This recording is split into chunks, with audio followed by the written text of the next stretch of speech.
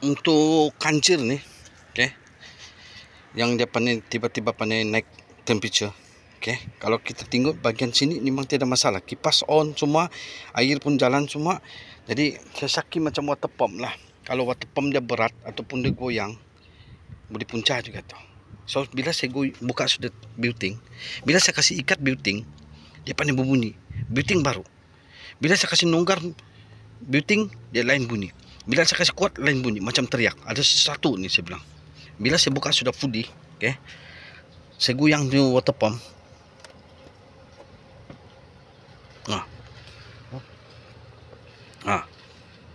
Tok tok. Okay, jadi kita mau buka water pump, tengok apa keadaan dia. Okay, kita tengok keadaan. Dia goyang, tapi owner sudah bagi tahu, saya sudah bagi tahu owner, gantilah, dia bilang. Bah, kita pun tengok dulu, buka dulu, kita kasih bukti dulu. Kipas dia macam mana, kipas water pump dia banyak tagar ke tidak. Okay, kalau bertagar banyak itu water pump, okay, berat, boleh puncak juga, air pusing, kurang pusing. Okay, okay, untuk update untuk kancil 850 ni.